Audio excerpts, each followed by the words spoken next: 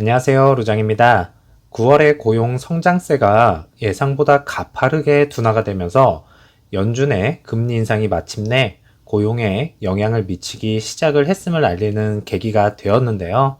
성장세는 둔화가 되고 있는 반면에 노동시장은 여전히 건강한 것으로 평가가 되면서 공격적 금리 인상 기조가 바뀌려면 노동시장과 경제 성장이 약화가 되었다는 추가 증거가 필요하다는 지적이 나오고 있는 상황입니다. 뉴욕 증시는 11월에 연준의 75 베이시스 포인트 인상론에 더 힘을 실으면서 노동 수급이 타이트하다 보니까 임금 인상과 함께 인플레이션 우려도 커져만 가고 있고요. 다음 주에 발표가 될 CPI 지수와 함께 다시 주식시장이 꽁꽁 얼어붙었습니다. 그로 인해서 3대 지수 모두 큰 폭으로 하락을 하였고 기술주 중심의 나스닥이 마이너스 3.8%가 하락을 하면서 이전 3거래일분을 단 이틀 만에 다시 삭제를 시키는 모습이었고요. 이번 하락장은 상당히 타격이 있다고 보고 있는데요. 빅스 지수에서도 알 수 있었듯이 지난번 상승으로 기관들 물량과 패닉셀 물량이 어느 정도는 버텨주었지만은 이번에 재차 하락을 한다면 그 물량들이 배가 되어서 나올 거라 생각이 되기 때문에 모든 종목군들에 한해서 유심히 지켜봐야 할 부분이라 생각이 드네요.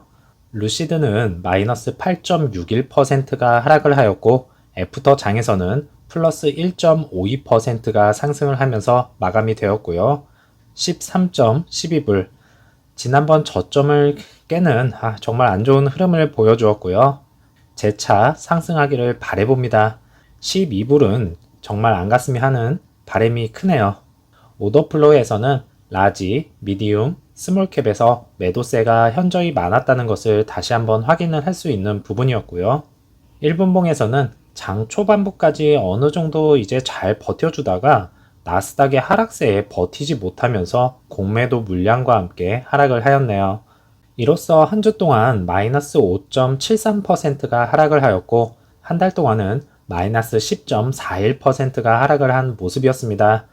금요일장 다시 정말 많이들 놀라셨을 듯 하고요. 연휴인 만큼 마음 비우시고 힐링하시면서 마인드 컨트롤 잘 하시기 바라겠습니다. 한 주 동안 고생 많으셨습니다.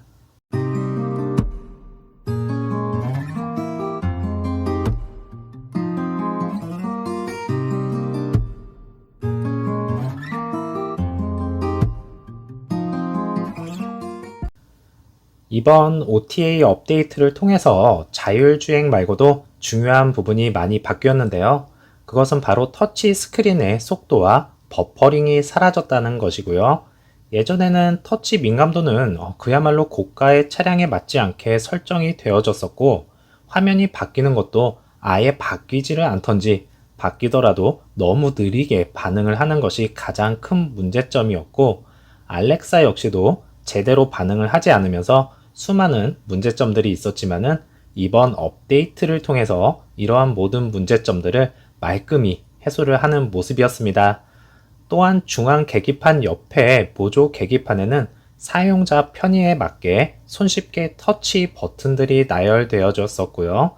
반응 속도 또한 빨라졌다는 것을 느낄 수가 있었네요.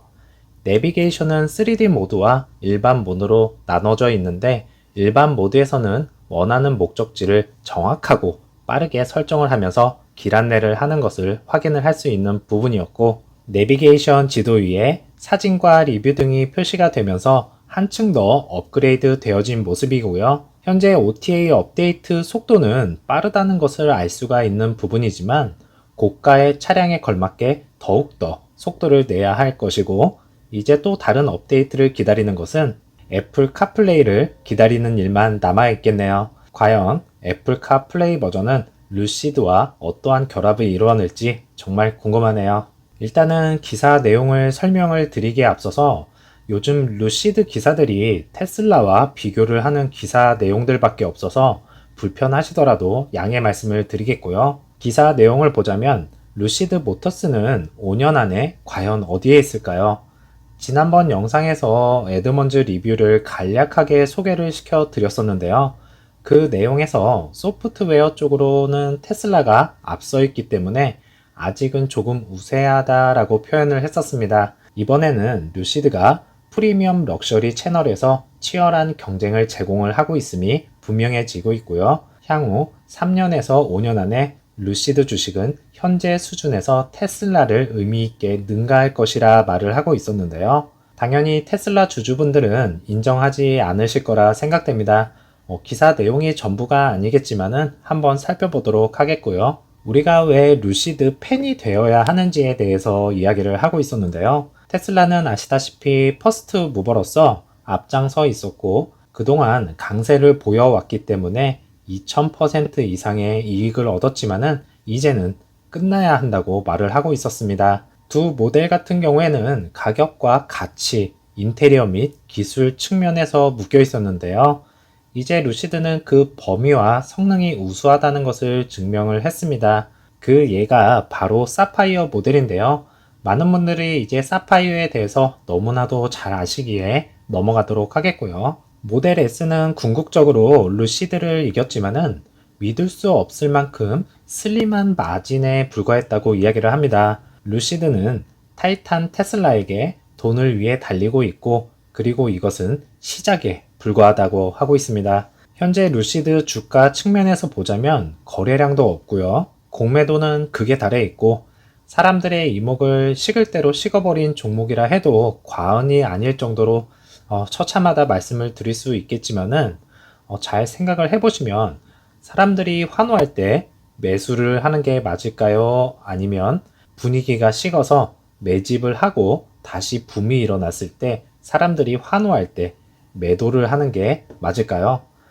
사람마다 차이가 있겠지만 저는 항상 이 후자를 생각을 해왔었고요. 항상 기관이다라고 생각을 하고 1년이고 2년이고 매집을 한 뒤에 항상 고점에서 매도를 하였습니다. 루시드도 이러한 방법을 쓰고 있는 중이고요. 수년 뒤에 고점에 매도를 할 생각이기에 꿋꿋이 버텨보도록 하겠습니다. 프리미엄 럭셔리 채널에서 치열한 경쟁이 있음이 분명해지고 있는 중이고요. 테슬라가 많은 시장 점유율을 잃을 경우에 루시드가 개입을 하여서 지배할 수 있다고 생각을 하고 있다고 합니다. 저 역시도 이런 부분에서는 같은 생각이고요. 테슬라 같은 경우에는 모델 S 플레드 플러스가 500마일 이상 갈 수 있는 버전을 루시드 드림 에디션과 유일하게 경쟁할 수 있는 모델을 취소를 하면서 루시드에게 큰 승리이고 시장에서의 최고의 성능 EV로 자리매김을 하고 있는 중입니다. 그래서 향후 몇 년 동안 럭셔리 EV 레이스의 승자가 될 것이다 라고 바라보고 있는 중이고요. 이 말은 루시드 스탁은 테슬라를 능가할 것을 의미를 하면서 테슬라의 주가에 대해서 이야기를 하고 있었지만은 이 부분은 많은 분들이 다 같이 아픈 부분이기에 넘어가도록 하겠고요. 그러면 과연 루시드 주가는 5년 안에 어디에 있을까요? 사실 아무도 모르는 게 정답이기는 합니다. 인플레, 전쟁 등 모든 악재들이 겹쳐 있는 현재 주식시장.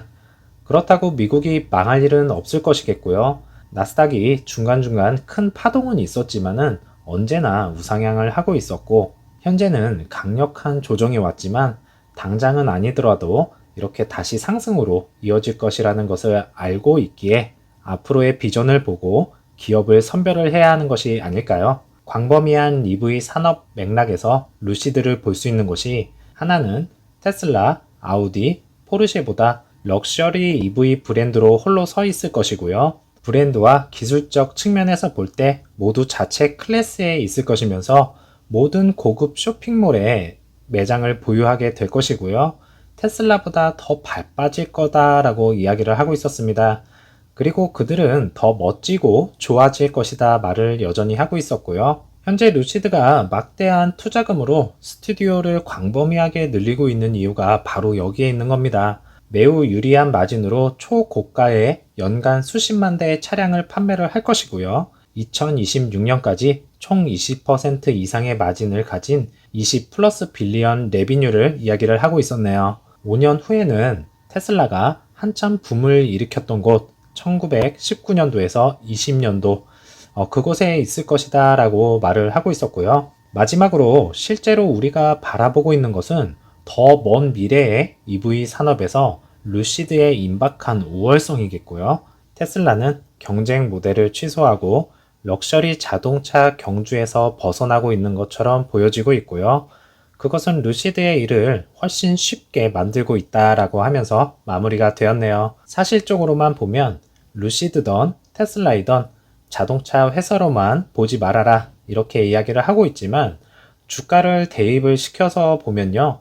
차량으로 인해서 주가가 결정이 되어지는 것을 알 수가 있듯이 일단은 루시드도 생산 문제에 있어서 올해 목표량을 6,000대에서 7,000대까지 꼭 채워야 할 것이고요. 그것을 발판 삼아서 확장 공장과 함께 대량 생산의 길로 빠르게 다가설 수 있을 것입니다. 그런 다음에 사우디 프로젝트인 2030에서 2025년에 첫 입주가 이제 시작이 될 예정이니까요.